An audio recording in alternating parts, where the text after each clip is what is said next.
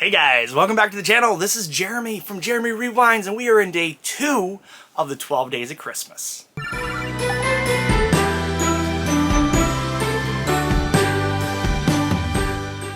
Hey guys, welcome back to the channel. Like I said, my name is Jeremy. This is Jeremy Rewinds. If you haven't subscribed yet, hit that subscribe button. Doesn't cost anything. It's completely free, and you'll know next time I post a video. Right now, I will tell you if you're watching this and it is just posted every other day through the rest of the month up until the day of Christmas. I'm doing one every other day. So I think I'm starting on day 1 and then going to 3, 5, 6, 7 all the way out to day 23, or maybe I'll start on day 2 because I want to make sure it ends. I'd like to end on day 25, but if I don't, I don't. I'm going to end either on day 23 or 24, maybe 25. We'll see. I don't know. I'm on a tangent. But we are doing the 12 days of Christmas. And if you saw the other day's video, A Partridge in a Pear Tree was day 1 of the 12 days of Christmas. Today is day 2. What did my true love give to me but on day 2? They gave me 2 turtle doves. Now, what do the Wow, that was weird. What does 2 turtle doves represent? Well, 2 turtle doves, if you don't know, represents the Old and the New Testament in the Bible. Another thing that, while doing this research for this, and I pulled it up here just so I could go back over it again, not just the 12 days of Christmas representing 2 turtle doves, which is represent the harmony between the Old and the New Testament. It also can be represented as a symbol of purity. In the Bible, the turtle dove's fidelity is to its mate and its regular migration. Maid is a symbol of it, a landmark in Shakespeare's work. Often wrote about turtle doves to symbolize love and devotion. A end of winter and the beginning of spring. I guess you could almost say like the Alpha and the Omega, the beginning and the end. Love and kindness. Turtle doves can represent loving kindness, a covenant, a partnership, solidarity, loyalty, and earthly love and friendship. But all of them really come back to the same thing. And I just think that's really cool. So I'm looking forward to tomorrow. Keep in mind, I'm going to give you a little sneak hint here. 3 French hens. So do your research. We'll see what 3 French hens represent. Starting with number 1, that's very apparent. Hey, I got a dad joke for you. Heard it the other day. When does a dad joke become a dad joke? Ready for this? When it becomes apparent. Boo, boo, boo! Oh, it was so dumb. Alright, so anyways, at Really Rad Weekend, look at this bad boy. This is, I think this is like 4 feet long. This is a double-sided in beautiful condition. You can see right here both sides. There is one of the hooks there, one of the hooks there, and you can kind of see it's like got this like rim here and then it disappears. That's broken and that's broken, but it does have these hooks. I don't know if it came this way. I bought it from a guy named Jake, who is had his booth with Travis. If you guys don't follow, you should go follow Travis Woodsman's Classic, I think is what it is. Very nice guys, and he makes those quarter scale replicas of statues like Sonic, Tails. I don't know if he did Sonic yet. I think he did. I definitely had Tails for sure. He's got a Mario ones and things like that. He's got some other cool one coming up soon.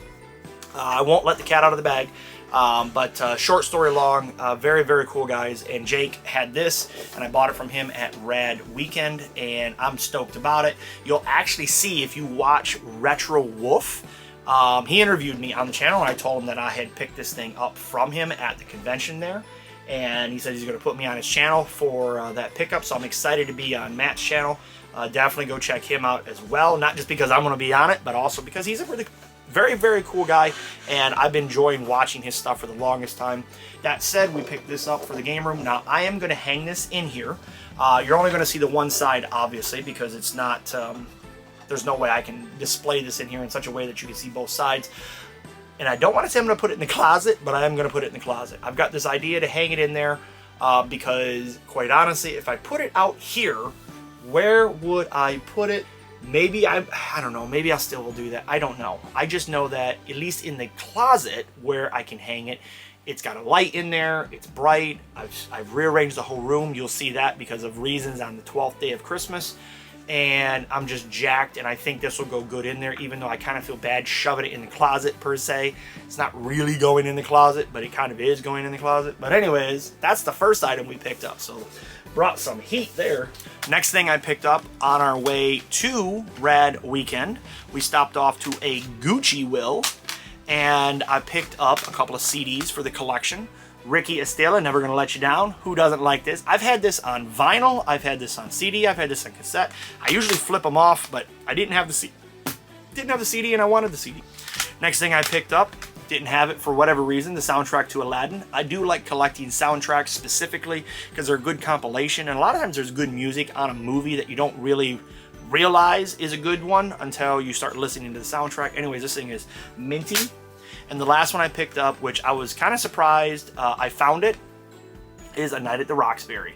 I was a little on the fence about picking this one up, but again, this is one of those movies that, like, I love this movie. I think it was hysterical.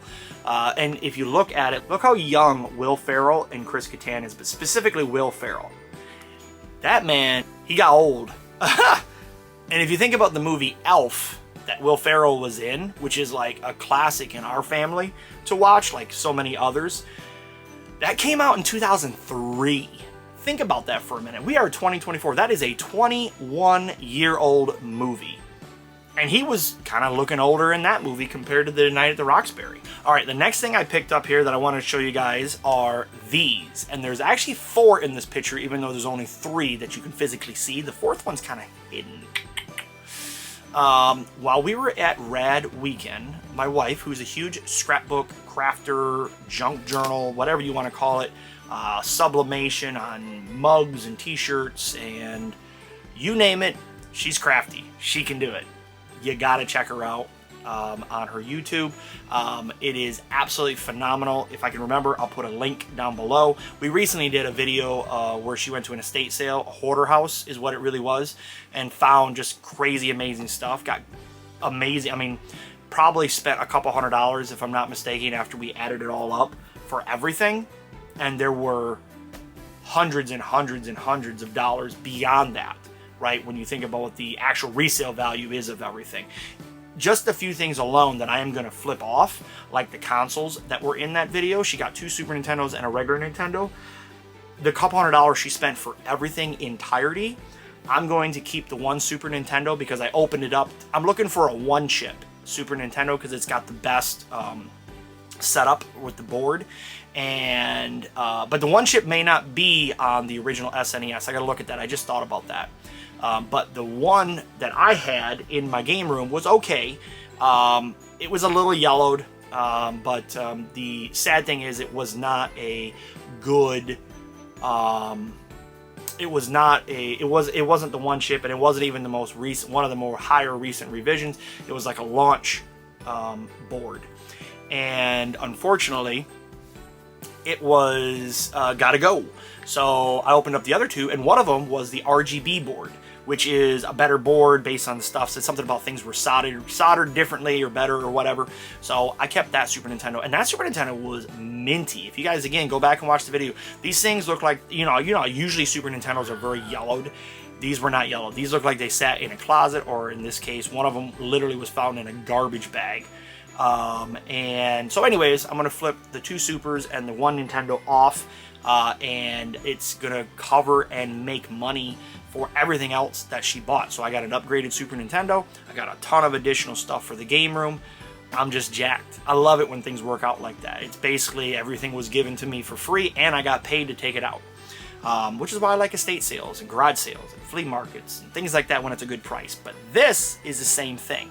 These are things that I would have never gone for. If you guys know me, I could care less about Zelda. How dare you!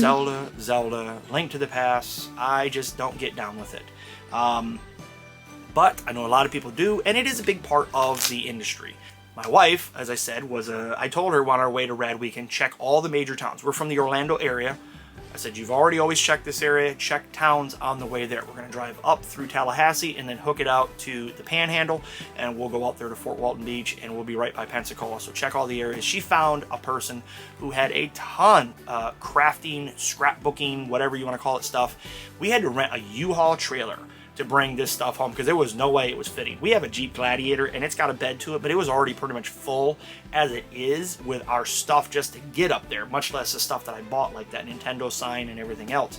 So, you know, didn't really need the trailer, could have figured all that stuff out, but the trailer was a blessing because it really filled up her whatnot. She was able to flip some of the stuff off. She kept a lot of it, and inside there, though, was this. One of these things that you'll see is the Super Nintendo Owner's Manual for The Legend of Zelda. It is in very good shape. So I have a SNES Junior Target exclusive Legend of Zelda variant. And if I don't have the Owner's Manual in the box, it does now. But I think it does, because I remember when I bought it, I paid a lot of money for it. Well, I think I paid a lot of money for it. But in comparison to what I see them go for, I got about 50% off. So I'm very happy still about that, despite the fact that I feel like I still spent a lot. The other thing it came with here is the map, right? The Hyrule Kingdom. Here's the map, front and back. Excited to have that because I like old paper. And it also came with this, which is the Secrets of the Game Legend of Zelda, A Link to the Past. And inside of one of these, are you ready for this? Here's the part that really blew my mind, is this little piece of paper. Now this little piece of paper, if you look it up on eBay, this is about a 20, sometimes a little more, a little less, we'll just say $20 to $30 neighborhood, sometimes a little less than that, but somewhere in that neighborhood, piece of paper. And it's not really a piece of paper, it's actually a couple of pieces of paper. It folds out like so. And it is a top secret message from whoever this person is. Will that thing focus? Come on, baby, focus. Doesn't want to focus. That's okay. That, with the map, with the owner's guide, and with this, if I wanted to play Zelda, I can do it easily now. Next thing that I picked up for the second day of the 12 Days of Christmas, got this, ELF. Who doesn't love ELF? ELF, just so you know, it's an acronym, Alien Life Form. Not gonna lie, I didn't realize that for, well, until last month. I just never connected the dots for whatever reason. We just know him as ELF. And this is by NECA, which is a toy company. And if you know me, I don't get down with new toys. I really just don't care for them. I did buy some Jurassic Park 1993. It's called the 93 Classic Edition. I bought a few of those because they were kind of cool. But I only bought a couple of them because the ones I really want are the original 1993 Series 1. And I'll probably buy Series 2 and all the other ones eventually, but Series 1 is the one I'm going for right now. But anyways, this is super cool. Here's the back of the box. They got different scenes where he's all set up here. Here's the figure. He's on the ham radio. He's got his Hawaiian shirt, TV. And if you know, you know, he used to want to always eat the family cat, so he's on a sandwich. And here's the best part. Well, here's the figure. And he's got some weight to him, right? Here he is right here. He's got his Hawaiian shirt on. I wish this thing would focus better. Come on, baby, focus up. Anyways, here's ELF. He's got his Hawaiian shirt. I'm very excited. He looks really well made. And again, he's girthy as far as weight. He's kind of chungus, but he's super cool. He's got his glasses, got his Hawaiian shirt, like I said.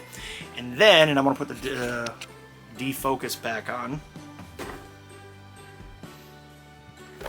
The box opens up, and here's all the stuff inside. And you can see there's like a portrait. There's new hands. There's the radio, the ham radio, all that stuff. There's a popcorn bowl, the can of soda, a bag, and over here, yep, there's the cat on a sandwich. Absolutely hysterical. I thought it was so funny. I think it goes for about, I could be wrong, $30, $35, something like that, at least at the time of buying them. I paid like 20 bucks, I think, for them, maybe 25. I'd have to look it back up. But this is the, there was a Clark Griswold version. If you know National Lampoon's Christmas Vacation, you know I love that movie. There was a National Lampoon's version of this. I probably should have got it. Kristen was trying to get me to get it, and I get it. But I didn't really want it. I was like so focused. I was lasered in. I wanted to pick up Little Samson loose. There was a copy there. It wasn't loose. I wanted to pick up Steel Battalion, complete in the box, nobody had it. It was a small convention, but I will give the people that own Rad Junk a mad props. They did a great job of this convention. I can't wait to go back again. But next year, 2025, Chris and I are talking about going to Riff and Ricky, I should say, not Rick, to their convention, SoCal. I'm also looking to maybe go to Retro Rick's convention in Arkansas, Retrofest, and who knows? We may only go to one of the two. I don't know. We may not go to any. It just depends how next year holds out. You never know. Could just be too busy. Earlier this year at MegaCon here in Orlando, the entire cast of Back to the Future was at the convention. Marty McFly was there. Michael J. Fox, Christopher Lloyd, I can't think of their names right now, the people that played Biff and Marty's mom.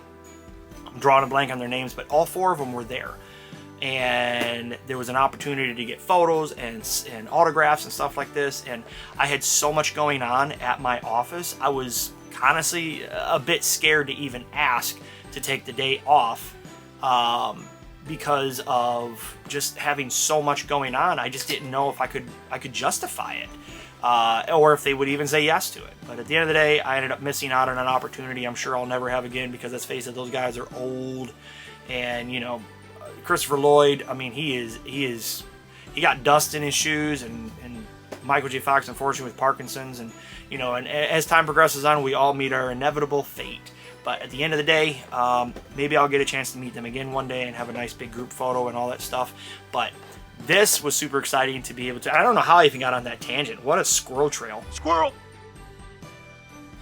Rabbit trail, whatever. Anyways, this was super exciting to add to the collection as well. Okay, guys, that's going to complete today's pickups. And we'll see you guys right here next time on Jeremy Rewinds.